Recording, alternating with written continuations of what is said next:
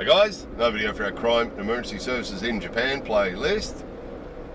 A couple of people on Patreon have asked a couple of different questions about the Ghosn thing, what's going on with that. You know, all we know is what we see in the press, of course. We get no inside information about it, but those of you who aren't aware of it, there's a guy called Ghosn, who was a boss of Renault and overseeing some merger between Renault and Mitsubishi and Nissan and big money, big business, big corporate sort of thing. And it's been going on for a couple of years that he was being investigated for putting some of the money, the company money, into his own private company, or using company money for some big event, some wedding or something. And so basically misusing company money from these big companies to the tune of, millions of dollars. But I mean, he's an executive that's earning millions of dollars as well, so it's all the big money stuff. And we hadn't been real interested in it because, things like that happen, don't they? Greedy people taking a little bit more money than they should. And so it wasn't really of interest to us, but it's sort of been fairly high profile, and it's been getting more and more high profile. So what happened was, about a year or so ago, they took him into custody, and we've talked about the Japanese justice system on previous videos. You don't have to actually be charged with anything to be put into custody. So he was taken to jail and being held in jail while they were investigating, and that's quite common in Japan. They quite commonly do that.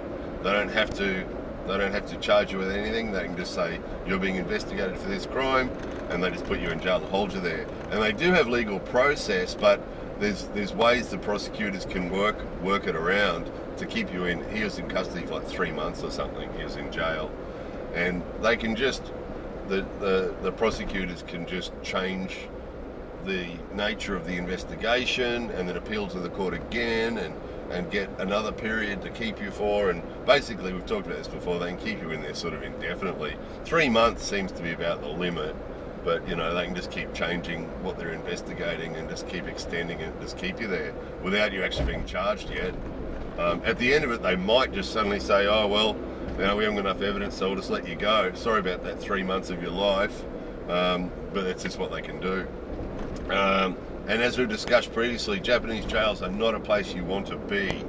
They're a classic example. Japanese society is so strict in what you're allowed to do and what you're not allowed to do, and the way things are done, and Japanese jail's an extension of that. So sort of a military style system in jail with lots of marching about the place and lots of rules and regulations and military style. Their sort of incarceration system is built around breaking you down, sort of like military style, breaking you down and rebuilding you into a better citizen sort of thing. So pretty old style, like a lot of stuff in social stuff in Japan, pretty old style. Hey, by the way, while we're talking about the justice system, anything suddenly happens to me in the next 12 months, please come looking for me, because it might be because of this video. Being critical, these are just observations, this is just what we see, and obviously this is all relative to what other countries' justice systems are like, not saying good or bad, just relative to other countries. This is what it's like in Japan. So it's not supposed to be a criticism, it's just observations. So he was kept in there for 3 months, and then his lawyers managed to get him out on bail. And because all this is done pretty high profile, you do see stories like this sometimes with Japanese bosses, and usually it involves lots of bowing deeply and saying I'm sorry, and then taken away in the police car and given their punishment and that sort of thing. But it does seem that when foreigners commit the same crimes, that we do seem to see a lot more of it. It seems to be much more high profile, and it does seem that quite often that the punishments given to foreigners are sort of as an example to others, because we've seen examples of this, like for example with drugs, where we've seen high profile Japanese people who've been charged with drug offences and get given, a fine and a penalty, and not too bad, and then a foreigner basically the same charge and ends up punished to the full extent of the law. So there's that. So there's also that 99% conviction rate that we've talked about here before, where usually if a person's charged with something, there's a 99% chance they're going to be convicted of it. So he was released on bail, but he was charged and he was waiting for his trial. So he was 99% sure that he was going to be found guilty. And then once it goes to court, obviously the courts have their range of usual punishments, and they could give you the lower end of the range of punishments or the higher end. And as a foreigner in Japan, a pretty good chance he'd be given the higher end of whatever the punishments could be for embezzlement or misappropriation or whatever it would be that he'd be found guilty of, if he was guilty. Let's assume he was guilty, if he's found guilty. But so that was where we're at, and up till then it was all pretty boring, right? But he was released on bail, and apparently they took all his passports, except he had passports from Lebanon and France and somewhere else. And they took all his passports, but left him one passport, his French passport, which was kept in a lockbox in his own house, and his lawyer had the keys, apparently, right? So that was sort of a strange thing. But anyway, then he disappeared, right? He disappeared, and he popped up in Lebanon. So there was a bit of a period here where everyone was saying, "Wow, how'd he do it? How'd he do it?" And there was stuff in the media about how he'd been hidden in a box and all this sort of conjecture about how he managed to get himself from Japan to Lebanon. And someone asked us in the middle of all that conjecture, what do you think? What do you think? And my theory was that because he was a really, really rich man, that he would have paid. Now, I'm a little bit familiar with the aviation system in Japan, so my theory was that he would have paid someone to fly him, because he went to Turkey first, went to Istanbul. And my theory was that he's paid someone to fly into Istanbul. And it turns out, in the last 24 hours, it's come out that, yeah, that's exactly what he did. He paid some company, some private jet-owning company, to hire 2 jets, apparently. And they flew him to Istanbul, and then they flew him from Istanbul onto Lebanon, on Beirut maybe? And so he ended up in Lebanon, which is his home country where his parents are from, apparently.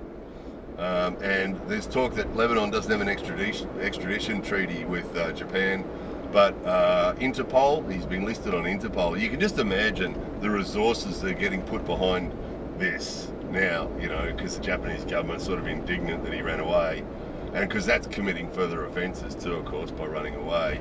But again, it's the example thing. They don't want people to think that foreigners can commit crimes in Japan and then run away. So now that they got on Interpol and having him listed as wanted, and then it's up to Lebanon then whether they want to extradite him or not.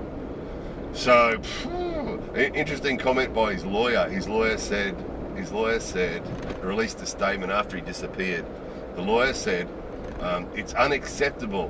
What he did by running away is unacceptable, but I can understand how he was feeling and why he did it, right? Which is really clever, because you can see what's going on there. The lawyer has to continue to live and practice law in Japan, so he has to show respect for Japanese law, of course, and he doesn't want to get on the wrong side of the prosecutors and the legal system. So by saying that it's unacceptable was a very clever way to say it. He said it in English, it was an English statement. By saying that it was unacceptable, running away from Japan was unacceptable, that's a pretty sort of balanced thing for the man's lawyer to say. But showing that, that's very naughty, he should have respected Japanese law. And then he follows up by saying, but I can understand how he was feeling and why he did it, right? Because he knows the guy's got a 99% chance of being convicted, and that chances are the punishment's going to be at the upper end of the scale. Right, so this guy's going to go from being a multi-millionaire dude living a multi-millionaire lifestyle to being a dude in jail, being hammered every day by the military jail system in Japan. So, and he'd already had a taste of it. He'd already had 3 months of it, so he knew what it was like, and then he knew he was facing probably a lot more of it. So, yeah, totally understandable. Totally understandable. If he thought he could get out of the country and get away, and because it was funny, because I was saying, the conjecture was he was smuggled out in a box and all this sort of funny stuff that they came up with, and it turned out he'd actually just walked out of his house they had a camera on his house, but it wasn't being monitored live, it was being recorded, right? So they looked back at the recording and found that he just walked out of his house and walked down the street and disappeared. So obviously what's happened, he's walked off down the street, someone's picked him up and just driven him to the airport, and he's paid huge amounts of money, you would have to guess, to some dudes. Now, interestingly, the private company that owns the two Lear jets, right? And two, don't know why he needed two. He might have been using one as a decoy, but he hired two. And the private company that owns them started off by saying, we didn't do it, we didn't have anything to do with it, right? And then once they'd proven, yeah, because you can't fly jets around the world without people noticing. So once they'd proven that, yeah, your jets were used for that, they then said, oh, it was our employee that did it, and that it's nothing to do with the company. An employee did it. So, who knows what's going on there, whether the guy's paid $1 million, because he was out on $9 million bail or something, so he's forfeited that bail. And I mean, he could have paid, he's got a lot of money stashed away, obviously. Who knows what he paid somebody, whether it be the employee or the company itself, or whether they knew about it or didn't know about it. He's paid somebody a lot of money to fly him to Lebanon, or indirectly to Lebanon. So they've charged the Turkish government has charged some employee of that jet company and 4 pilots, because there would have been 2 pilots in each jet. They've charged 4 pilots and someone else with some offences, apparently. So who knows what's going to happen in the big picture. I mean, obviously there'd be a lot of companies that would have, a lot of countries like Turkey that would be sort of not wanting to get on the wrong side of Japan, because Japan's got such, spends a lot of money. So it's all money, isn't it? It's all money and power and all that sort of stuff. So yeah, that's where it is at the moment. He's in Lebanon. Japan's trying to get him back. Whether they will or not, who knows. So that's where it is at the moment. Whether he's guilty or not, I mean, obviously it certainly seems he did something that was a bit naughty, some impropriety along the way. Moving big amounts of money from one big company to his own little company or something. It's all big money. It's that part of it's not real interesting. It's the running away bit. So, what's in it for us? Well, as we've repeated lots of times on videos like this, you never want to get into trouble in Japan. You never ever want to get on the wrong side of the law in Japan. We've said it before, we've made videos about people talking about stepping in when they see something happening in Japan, and we've always said just don't get involved in anything, and don't, that's why you can't get antagonized into anything in Japan. We had a guy we know, a foreigner, who got into a road rage incident with a Japanese guy, and it's just a big mistake. You just have to be, let it go, just don't get involved in anything. Any sort of dramas, anything at all that could get you in trouble with the law, because, if they get you, the first thing you're going to have to contend with is probably being locked up before you've even been charged with anything.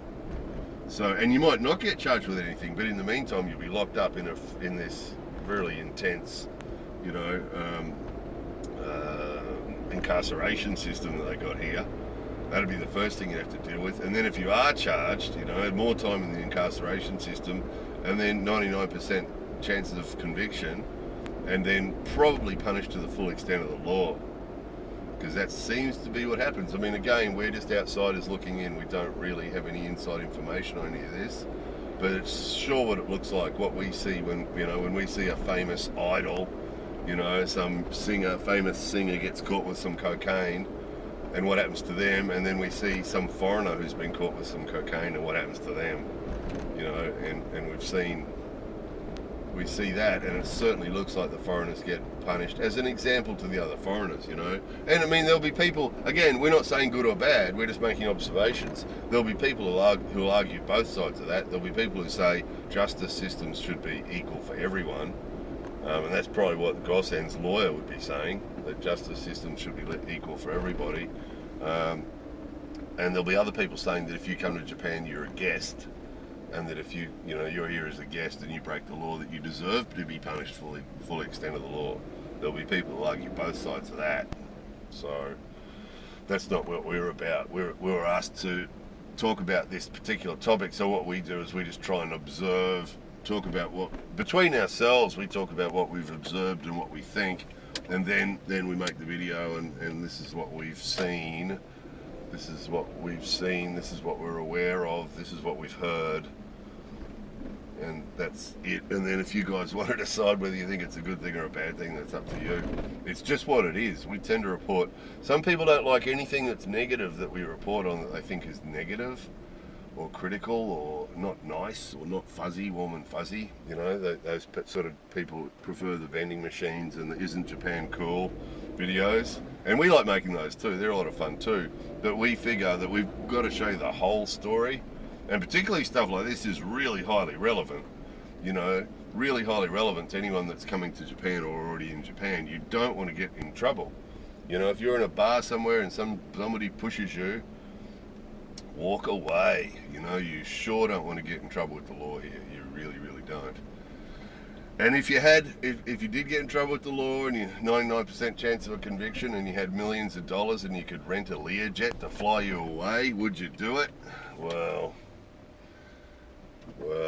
that's an individual decision, isn't it? It would be hard not to. Should I do the right thing and just stay here until they come and collect me and take me to jail? Or should I go and hop on that comfy Learjet and drink bourbon all the way to Lebanon and then go about my life as if it never happened, you know? What do you think? Anyway, there it was. Over to you. If you got ideas, comments or thoughts or anything you want to express about it, Facebook or Patreon are the places where this will be discussed at length, I would imagine. More videos coming soon.